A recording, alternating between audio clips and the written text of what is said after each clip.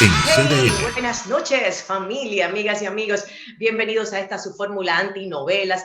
Retomamos con las pilas puestas y en compañía de los mejores, o será así, los economontros. Tenemos aquí a nuestro querido Héctor Guiliani Curi, el macroeconomista, y al mejor profesor de todos, que se sepa, también hay que decirlo, el profesor Rafael Espinal, coordinador de la Escuela de Economía del INTEC. Vamos a excusar a José Alfredo Guerrero, que no va a poder estar con nosotros hoy porque tiene, bueno, mucho trabajo. Ese hombre está fajado, man.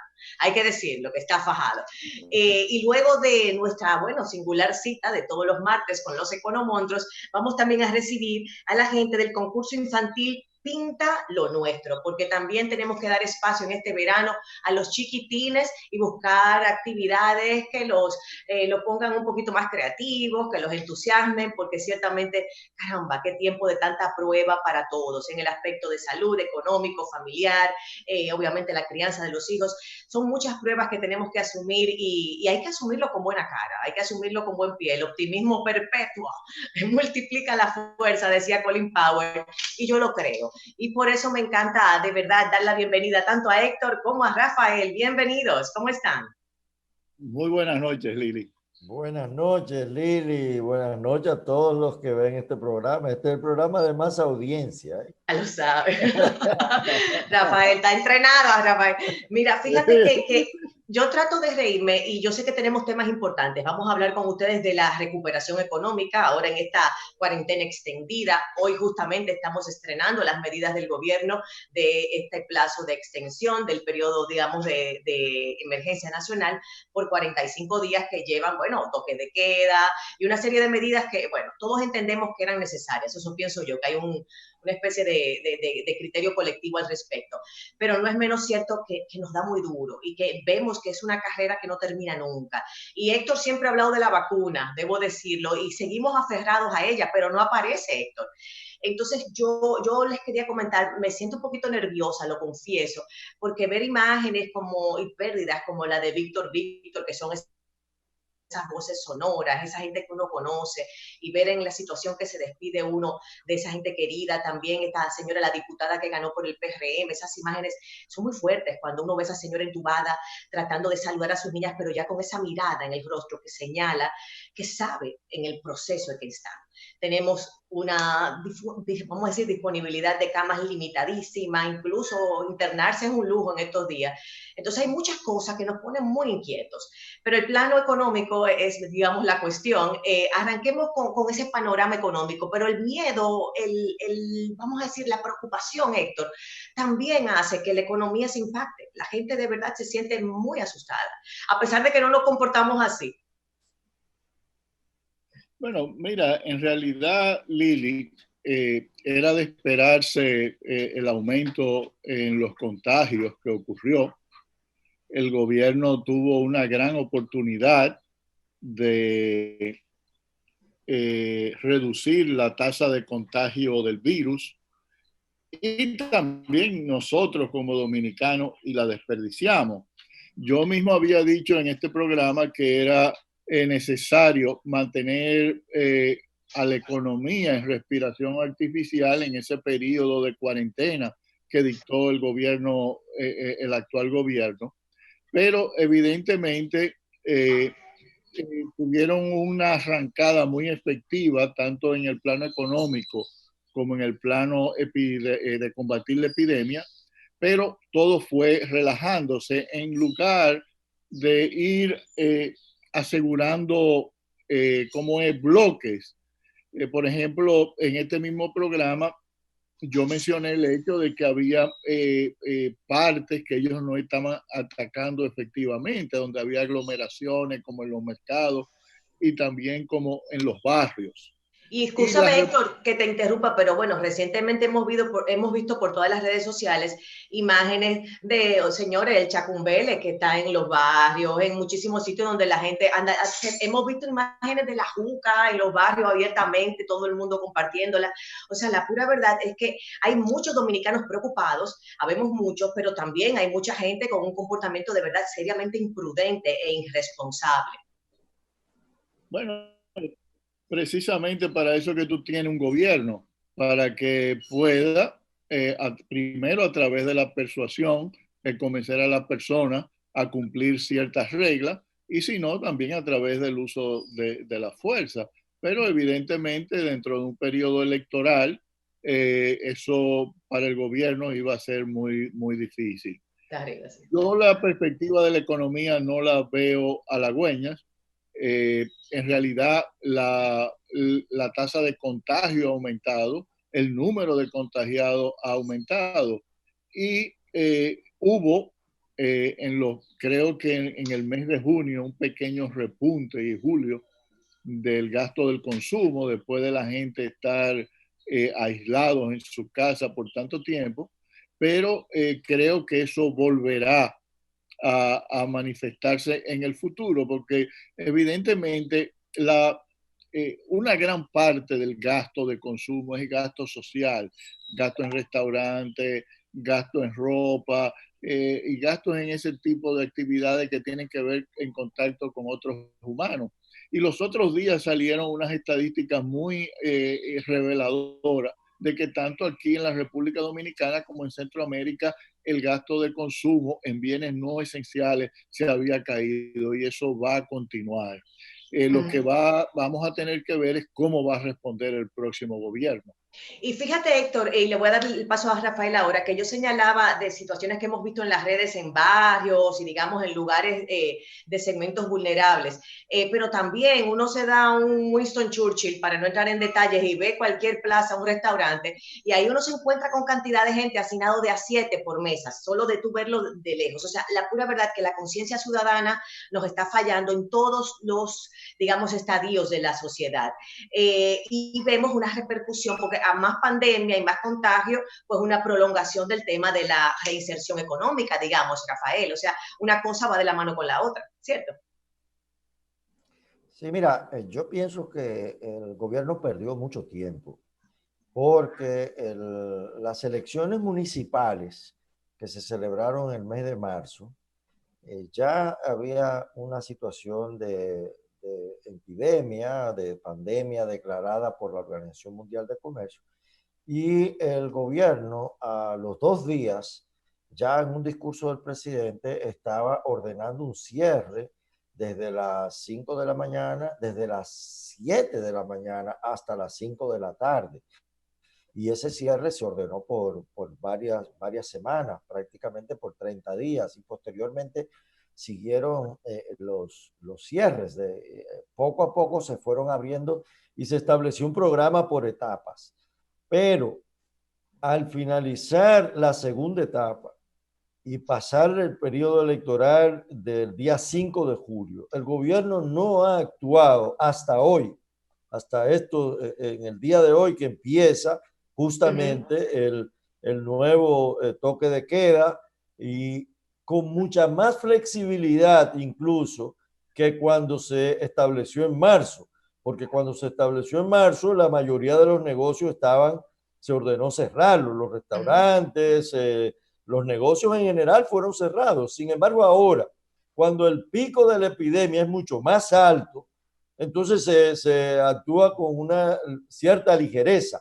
Yo pienso que hay mucha presión del sector económico, como tú has dicho, de los restaurantes, de los hoteles, de una serie de negocios que se han visto muy afectados, pero evidentemente la situación de hoy es mucho mayor que la de los primeros días de marzo, cuando empezó la pandemia, y creo que de común acuerdo las autoridades debieron haber tenido un programa más severo, por lo menos durante los próximos 15 días, porque el contagio del periodo del día 5 de julio y de los días antes, donde se está manifestando ahora en múltiples dirigentes políticos que están contagiados porque hicieron mucho contacto físico con sus seguidores antes de las elecciones. Ahí está el alcalde de Santiago, Abel Martínez, hay otros. Que ese es un dichoso, Rafael, ese es un dichoso que consiguió cama en el Homs, porque déjame decirte, no hay camas, que eso es otra cosa que la gente se está preocupando, no hay realmente, en todos los hospitales no hay disponibilidad para recibir pacientes de alto riesgo, o sea que la situación está complicadita.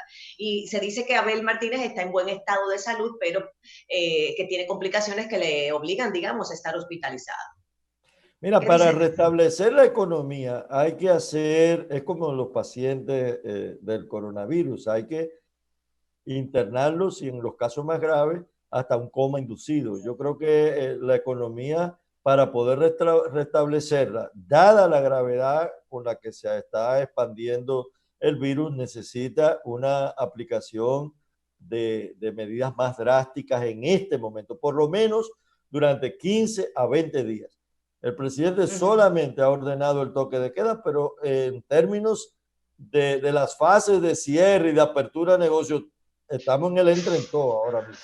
Exacto, júntense todo hasta las 5 de la tarde o hasta las 7 de la noche, de acuerdo si es sábado o domingo o si es de lunes a viernes. La pura verdad que es una pena que tengamos tan poca conciencia ciudadana, en adición a que los recursos que fueron en su momento se veían como cifras importantes, no vemos muy bien en dónde se han materializado Héctor y Rafael, porque aquí en el país están faltando pruebas, ni siquiera podemos contar con pruebas para definir si estamos o no contagiados en términos de toda la necesidad de la población. Entonces yo sentía como que ese numerito de todo lo que se cedió, todo lo que se donó y todo lo que se definió también como recursos para la pandemia iba a cubrir esas necesidades. ¿Qué dicen ustedes? Héctor. Mira, yo creo, Lili, y quiero aprovechar la ocasión de que hay una gran lección en esto con lo que se refiere a la continuidad de los gobiernos. Los gobiernos generalmente justifican aquí en la República Dominicana la continuidad en términos de que pueden, adquieren experiencia y pueden resolver los problemas de manera más efectiva. Y lo que muestra esto aquí, en nuestra experiencia en la República Dominicana, es, y no solamente en la República Dominicana, sino en casi todas las partes del mundo, es que evidentemente el continuismo no lleva a mejores resultados, ni la continuidad. Tú tienes que buscar fórmulas nuevas, sangre nueva en un gobierno, y por eso es ¿Qué importante. infieres tú, Héctor? ¿Qué infieres tú de esta selección, digamos, del nuevo presidente electo Abinader, de su gabinete, digamos, económico, de ese equipo? Bueno, yo no me gusta, yo no quiero evaluar personas, pero sí veo que hay un elemento de continuidad cuando en realidad debió haber roto los esquemas, roto los esquemas de política económica y de actuación. Tómate el caso del turismo. Es posible, todo el mundo sabe que a la República Dominicana no va a venir personas si nosotros no resolvemos el problema. Porque evidentemente los viajeros de la Unión Europea, si vienen a la República Dominicana, van a tener a retornar a su país que permanecer 14 días en En cuarentena. cuarentena. Uh-huh. Entonces, los turistas no van a venir a la República Dominicana si nosotros no controlamos el coronavirus. Y de parte del gobierno entrante todavía no han habido señales claras. Y yo creo que esa es la parte más importante en los actuales momentos, mucho más importante que la económica. Es decir, la necesidad de tomar medidas drásticas, como decía Rafael, para parar el crecimiento del coronavirus, porque la situación es más grave que Y cuando te, iniciamos. Claro, ahora mismo vamos a decir la curva ya ha aumentado la base, o sea, tenemos obviamente eso es exponencial. Fíjate que el tema del turismo que tú lo tratas, Héctor, y me encanta el punto, porque yo siento que es un engañabobos, en el sentido de que, bueno, recibimos un par de avioncitos, hacemos muchas fiestas y entendemos que con esto se ha reactivado el sector, pero no es cierto, los costos operacionales de una industria tan costosa, valga la redundancia, y tan amplia como el turismo, no se sustentan con 2 avioncitos que lleguen de gente, 4, 10, lo que usted quiera. O sea, la pura verdad es como querer pensar que estamos en el camino de la solución cuando es imposible. Quizás es mejor asumir la realidad de que no, esto tiene que apagarse la luz, bajarse los breakers y entonces arrancamos de cero después. Digo yo y les pregunto, vamos a arrancar con Rafael sobre eso. Sí, fíjate, los organismos internacionales y particularmente el Fondo Monetario, que todas las semanas publican artículos en relación con la situación económica mundial y el avance o retroceso de la pandemia, ha insistido y lo ha dicho reiteradamente que los países que tienen un alto nivel de ingresos por concepto de turismo van a sufrir un shock muy fuerte durante los próximos 2 años. Y lo han dicho de una manera reiterada. Yo veo que las autoridades que hacen pronósticos en la República Dominicana hacen pronósticos que realmente son insólitos, porque decir que la economía va a decrecer un 0% cuando los ingresos del gobierno se han caído en 48,000 millones de pesos, y eso da una idea de la magnitud de la caída del consumo que hay, porque el ITEVIS es la principal fuente de ingresos. Cuando tú ves hoy datos de que hay 336,000 trabajadores menos cotizando a la seguridad social y 9,800 empresas que no están en la seguridad social, tú no puedes decir que la economía va a crecer 0%. Las estimaciones más optimistas podrían hablar de -5, -6%. Y barato me los hallo. Oye, Rafael, barato me los hallo. Entonces, abrir los vuelos de manera total, creo que también es un error. Yo creo que hay muchos dominicanos que viven en el exterior que han regresado en los vuelos, pero eso tiene que ser programado. No puede ser una apertura total como se ha hecho en términos de los espacios aéreos, en términos de todo el tipo de negocios.